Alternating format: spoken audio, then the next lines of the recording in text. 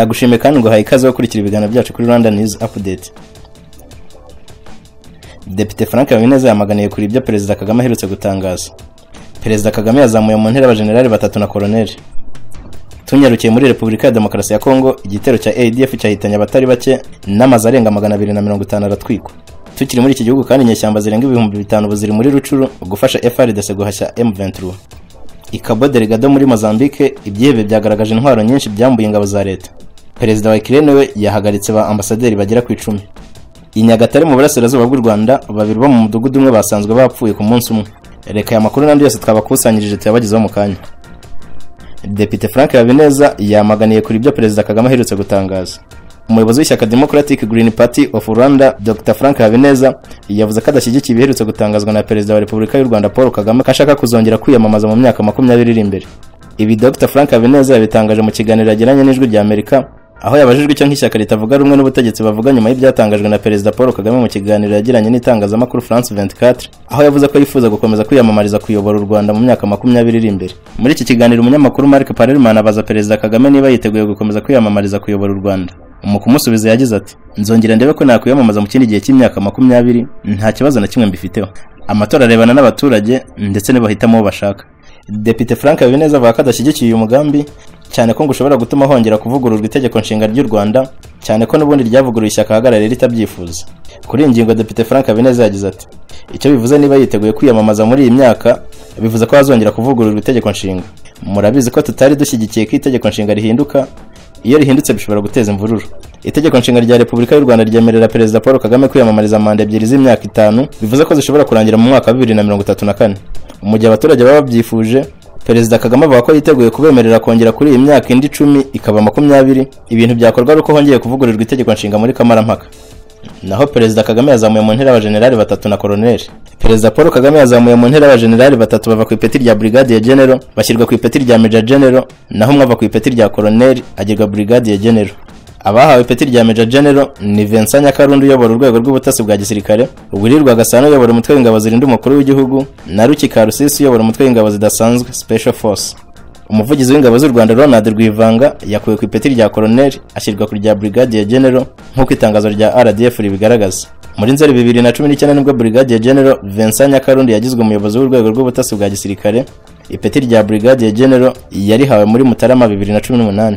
Icyo gihe nibwo Uwirirwa Gasana uyobora umutwe w'ingabo zirinda umukuru w'igihugu Republican Guard yazamuye mu ntera ahabwa ipeti rya Brigadier General avuye ku rya koloneli. Karusisi Ruki yahawe ipeti rya Brigadier General. Karusisi Ruki yahawe ipeti rya Brigadier General mu Gushyingo 2019, ari nabwo yahabwaga kuyobora umutwe w'ingabo zidasanzwe Special Operations Force. Muri Kamena 2021 nibwo Ronald Rwivanga yazamuye ku ipeti rya Lieutenant Colonel agirwa Colonel. Mu Ukuboza 2020 nibwo yagizwe umuvugizi w'ingabo z'u Rwanda. Muri Repubulika ya Demokarasi ya Kongo igitero cya ADF cyahitanye abatari bake n'amazu arenga 250 aratwikwa. Abantu 5 nibo baguye mu gitero ADF yagabye mu gace ka Irumu, abandi benshi barakomereka, naho amazu arenga 250 aratwikwa. Irumu ni kamwe mu duce tugize intara ya Ituri imaze igihe yaribasiwe n'ibitero by'inyeshyamba. Iki gitero cyagabwe muri busi y'agace gatwarwa na Banyari Chabi ahagana mu masaa 9 z'igitondo. Abantu 5 nibo biciwe muri iki gitero, abandi barakomereka bikomeye, naho abandi bataramenyekana umubare bashimuswe. Ni mu gihe kandi amazu arenga 250 yatwitswe n'ababagizi ba nabi. Nkuko byatangajwe n'umuhuzabikorwa w'umuryango ushinzwe kurengera uburenganzira bwa muntu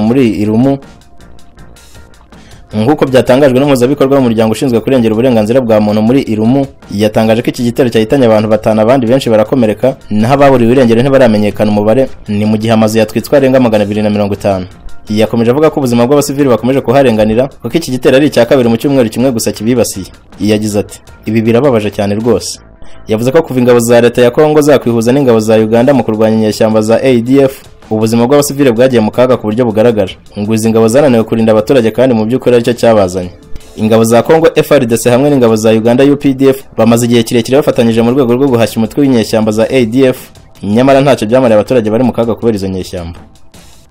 Tukiri muri iki gihugu cya Kongo kandi inyeshyamba zirenga 5000 buziri muri Rucuru, aho ziri gufasha FARDC mu guhashya umutwe wa M23. Abarwanyi babarirwa ku 5000 b'imitwe yitwaje intwari irimo FDLR irwanya u Rwanda ndetse na Mai Mai boherejwe gufasha igisirikare cya Repubulika ya Demokarasi ya Kongo FARDC kurwanya umutwe M23 ukomeje kugaragaza ubuhanga budasanzwe mu mirwanire. Perezida wa Repubulika ya Demokarasi ya Kongo Felix Antoine Tshisekedi Chilombo ubwo aherutse kugeza ijambo ku nteko y'abasirikari Kinshasa yagize ati ntabwo ikibazo gikemuza ikindi kibazo, ntibikwiye ko ikibazo cya M23 gikemurwa n'indi mitwe y'inyeshyamba. Gusa ibi bisa no kwijijisha kuko ibabizi neza ko igisirikare cye cya FARDC kirimo guterwa ingabo mu bitugu n'imitwe yitwaje intwaro irimo n'uwiterabwoba wa FDLR wakunze kuba ikibazo hagati ya Kongo n'u Rwanda. Ntibyatinze kandi kuko General Chirimwami Peter Komanda wa Operation Zokorade afatanyije na Colonel Tokolongo Bennett bahurije hamwe imitwe ya Mai Mai Nyatura ahitwa Ipinga, hashyirwaho ihuriro ry'abamayi Mai na FDLR rigamije gufasha FARDC kurwanya umutwe wa M23 hari ku wa 9 Gicurasi 2022. Kuva kwa 20 Gicurasi umutwe wa Mai Mai Nyatura ukuriwe na General Janvier Karahiri wakoreraga i Masisi wohereje abarwanyi barenga 400 muri zone ya Rucuru. Muri intambara kandi imitwe irwanya leta y'u Rwanda yahawe inshingano zikomeye, aho nka FDLR ya General Omega by'umwihariko batayo ya Jericho ikambitse hitwa Burayi, naho batayo Crap ikaba yarahawe kurinda Kibumba, mu gihe batayo Sinai irinze ikigo cya gisirikare cya Rumangabo. Umutwe wa FPP bajya-rugamba wahaye kurinda ibice bya Busanza n'umupaka wa Ishashi ifatanyije na Rudurunana General Ntirikina Faustin. Muri iki gihe umutwe wa Crap ya Rudurunana ukambitse ahitwa Kitagoma ukaba ukuriwe na Colonel Bushegeri. Ku rwego rwa FARDC inshingano zo guhuza abarwanyi zifitwe na Colonel Buyira. Umunyamakuru w'ikinyamakuru Rwanda Tribune dukesha iyi nkuru Kiwanja avuga ko sibyo kubona abarwanyi basa nabi kubera kudakaraba niho batandukanyiriza n'ingabo za leta, naho ubundi bambaye impuzankano zimwe. Ubwo yaheruka kugirana ikiganiro n'itangazamakuru Minisitiri w'Ububanyi n'Amahanga wa Repubulika ya Demokarasi ya Kongo Christophe Rutundura yavuze ko nta barwanyi ba FDLR basigaye ku butaka bwa Kongo. Abasesenguzi basanga bwana Rutundura yarashakaga kuvuga ko FDLR yinjiye mu gisirikare cya Kongo FARDC. Tunyarukiye Cabo Delgado muri Mozambique, ibyihebe byagaragaje intwaro nyinshi byambuye ingabo za leta.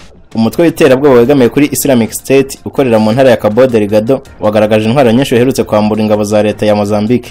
Iyi foto igaragaza abarwanyi batanu b'uyu mutwe uzwi nka IS Moz bahagaze imbere y'umurundo w'amasasu menshi, shene y'amasasu ya machine gun, magazine z'amasasu, ibikoresho by'itumanaho birimo ibyombo na telefone, ibikapu n'impuzankano za gisirikare. Umusesenguzi Jasmine Opperman ukurikiranira hafi bibera muri Cabo Delgado asobanura ko ibi bikoresho birimo byafashwe tariki ya 9 Nyakanga ubwo abarwanyi b'uyu mutwe bagabaga igitero ku birindiro bya Pundanhar abasirikare bagahunga. Jasmine kandi asobanura ko hari n'ibindi byafashwe kuva tariki ya 29 Kamena 2022 ubwo abarwanyi bagabaga igitero ku birindiro bya Mandimba mu karere ka Nangande. Uyu mutwe w'iterabwoba waraciye intege n'ibitero by'ingabo za Mozambique zifatanyije n'iz'u Rwanda hamwe n'iz'ibihugu bigize umuryango wa Afurika y'Amajyepfo SADC ziri mu butumwa bwahawe izina rya Samim uravuga ko ubura umutwe muri iyi minsi. Uyu mutwe w'iterabwoba waraciye intege n'ibitero by'ingabo za Mozambique zifatanyije n'iz'u Rwanda hamwe n'iz'ibihugu bigize umuryango wa Afurika y'Amajyepfo.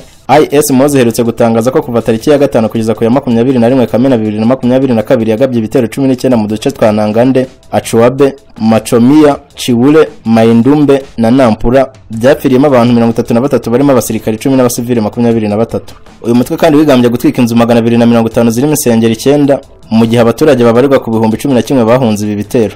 IS Moz ubungiri gukoresha uburyo bushya bwo kugaba ibitero shuma aho itera igahita ihava byihuse, bitandukanye na mbere aho yabaga afite ibirindiro bizwi byoroheraga ingabo za leta n'iziri mu butumwa bw'amahoro kurasa ku barwanyi baho. Perezida wa Ukraine yahagaritse ba ambasaderi 10. Perezida wa Ukraine Volodymyr Zelensky yahagaritse abahagarariye igihugu cye mu bihugu birenga 10. Aba bahagaritswe barimo mu Budage, Ubuhinde, Hongria, Repubulika ya Czech, Norvège, Ubuhinde, Bangladesh, ibirwa bya Maldives, Nepal ndetse no muri Sri Lanka. Ibiro bya Perezida Zelensky ntabwo byasobanuye impamvu zihagarikwa ry'aba badiplomate, gusa bivuga ko ari abadashobora guhabwa indi mirimo. Perezida Zelensky ahagaritse aba ambasaderi mu gihe akomeje kubasaba guharanira inyungu z'igihugu cyabo banagisabira intwaro zo kwifashisha mu ntambara bahanganyemo n'Uburusiya. Twerekeje mu karere ka Nyagatare, babiri bo mu mudugudu umwe basanzwe bapfuye mu munsi umwe. Umugabo witwa Benam wo mu mudugudu wa Kanyange, akagari ka Ndama mu murenge wa Karangazi ho mu karere ka Nyagatare yasanzwe yapfuye yimanitse, mu gihe muri uwo mudugudu kandi uwitwa Nziyumvira Prote nawe yasanzwe yapfuye. Amakuru avuga ko imirambo y'aba bagabo bombi yabonetse ku wa 8 Nyakanga 2022. Amakuru avuga ko imirambo y'aba bagabo bombi yabonetse ku wa 8 Nyakanga 2022. Benam yari mu kigero cy'imyaka 28 yasanzwe yimanitse mu mugozi yamaze gupfa. Muri uwo mudugudu kandi ni naho witwa Nziyumvira Prote yasanzwe yapfuye, bikaba bikekwa ko yishwe na murumuna we Emmanuel Manirafasha. Amakuru atugera hari ko avuga ko Manirafasha yahakanye kwicwa umuvandimwe we Nziyumvira, avuga ko ahubwo nawe yiyahuye. Amakuru atugera hari kavuga ko Manirafasha yahakanye kwica umuvandimwe we Nziyumvira, akavuga ko ahubwo yiyahuye.